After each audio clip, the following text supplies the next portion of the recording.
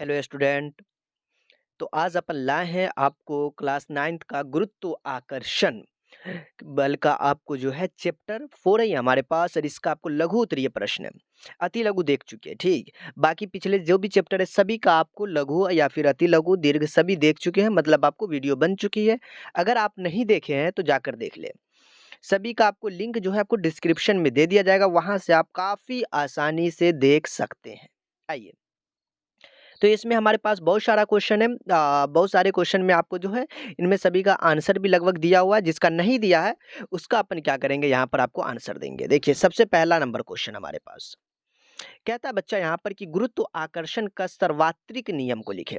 ये पहला क्वेश्चन है, ओके जी। तो कहता है गुरुत्व आकर्षण का बल वस्तु के द्रव्यमान के गुणनफल के अनुक्रमानुपाती तथा उनके बीच की दूरी के वर्ग के व्युत्क्रमानुपाती होता है। जिन जिन दो वस्तुओं के बीच यह बल लगता है, बच्चे यहाँ पे एक फार्मूला है। असल में ये फार्मूला आपको नहीं समझ में आ रहा होगा, तो ये चीज़ है F1 बराबर यहाँ पर एक्चुअली यहाँ पर है G into M1 into M2 बट्टा का आर स्क्वायर होता है एक्चुअली में, ठीक है। ये चीज़ है, तो आपको याद रखना फार्मूला बच्चे यहाँ पर क्या कहता है। तो आप यहाँ पर चीज जो फार्मूला है F बराबर G into M1 into M2 बट्टा का आर स्क्वायर, ये फार्मूला बच्चे आप याद रखें यहाँ पे। देखिए अगला क्वेश्चन, गुरुत्व आकर्षण का जो नियतांक G को सर्वात्रिक नियतांक क्यों कहा जाता है, ठीक। आइए, इस क्वेश्चन का आंसर बच्चे कहता है जो जी एक नियतांक है, ठीक, कांस्टेंट है नियतांक का मतलब, जिसे गुरुत्व आकर्षण नियतांक कहा जाता है। जी का मान कणों की प्रकृति, उनके द्रव्यमान, उनके बीच की दूरी के माध्यम, समय, ताप इत्यादि पर निर्भर नहीं करता है तथा ब्रह्मांड के सभी कणों के लिए एक ही होता है। अतः इसे सर्वात्रिक गुरुत्वाकर्षण नियतांक भी कहा जाता है। ये दो का आंसर हुआ, ठीक। तीन का आपको आंसर किताब में है, आप देख लीजिएगा, संकेत है तीन का। आइए, अगला क्वेश्चन हमारे पास 4 नंबर कहता है गुरुत्वाकर्षण के सर्वात्रिक नियम का क्या महत्व है। बहुआ महत्व देख लो, इसका जो है महत्व इस प्रकार है। पहला, गुरुत्वाकर्षण बल के कारण ही हम सब पृथ्वी से बंधे रहते हैं। चंद्रमा और पृथ्वी के गुरुत्वाकर्षण बल आवश्यक अभिकेंद्र बल प्रदान करता है, जिसके कारण चंद्रमा पृथ्वी के चारों ओर क्या करता है, वृत्ताकार जैसे पथ पर घूमता है, और इसी प्रकार अन्य ग्रहों का उपग्रह भी ग्रहों की परिक्रमा करते हैं। तीसरा, पृथ्वी पर सूर्य का गुरुत्वाकर्षण बल पृथ्वी के सूर्य के चारों ओर अपनी कक्ष पर घूमते रहने के लिए आवश्यक अभिकेंद्र बल देता है। इस प्रकार अन्य ग्रह भी सूर्य की परिक्रमा करते हैं। तो ये बहुआ हुआ इनका महत्व। एक और महत्व है जो 4 नंबर है।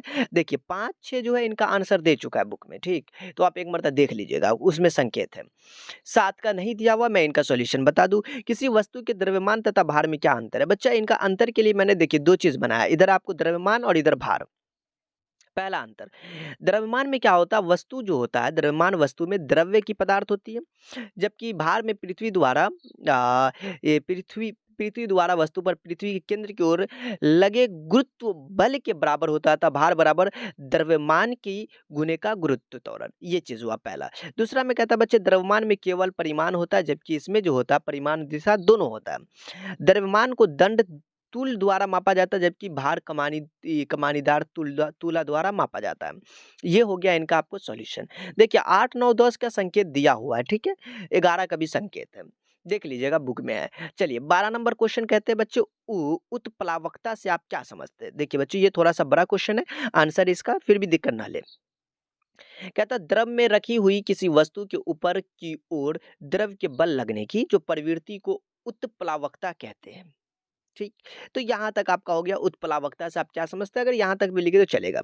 अब इसको थोड़ा सा आपको डिफाइन कर दिया गया यहाँ पर कि भाई क्या चक्कर है, तो इसको डिफाइन कर दिया, बाद बाकी कोई लॉजिक नहीं है। जब हम कुएं से पानी निकालते तो पानी से भरी बाल्टी जब तक पानी के अंदर रहती है हल्की मालूम पड़ती है। सही बात है, अगर पानी के अंदर है तो आप खींचेगा तो हल्का रहेगा, जैसे हम ऊपर करेंगे तो क्या होगा, भारी हो जाएगा। जबकि पानी परंतु पानी से बाहर आती है तो वो भारी मालूम पड़ती है। जब हम पानी में डुबकी लगाते हैं तो पानी के ऊपर की ओर उछलता सा लगता है। इन बातों से यह स्पष्ट है कि द्रव में डूबी हुई वस्तु पर ऊपर की ओर एक बल लगता है, जिसके कारण उसे भार का एक आभासी कमी आ जाती है।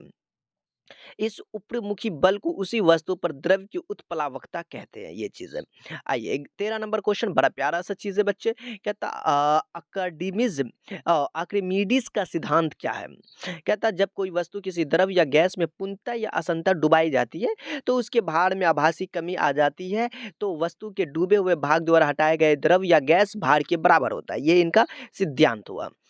14 नंबर क्वेश्चन का आपको आंसर है कि पानी की सतह पर रखने पर कोई वस्तु क्यों डूब जाती है? डूबती या तैरती है? कोई तैरती है, कोई डूबती है, चक्कर क्या है भाई? अब देखो, अच्छा 15 नंबर, 14 नंबर है। तो इनका आंसर, जब वस्तु का भार उसके द्वारा हटाए गए द्रव्य के भार से अधिक हो तो वस्तु पर नीचे की ओर परिमाणी बल लगेगा और इसलिए वस्तु द्रव्य के नीचे डूबती जाएगी। जबकि वस्तु का आयतन वस्तु द्वारा हटाए गए द्रव्य के आयतनों के बराबर होता है, परंतु वस्तु के भार उसके द्वारा हटाए ये द्रव्य के भार से अधिक है।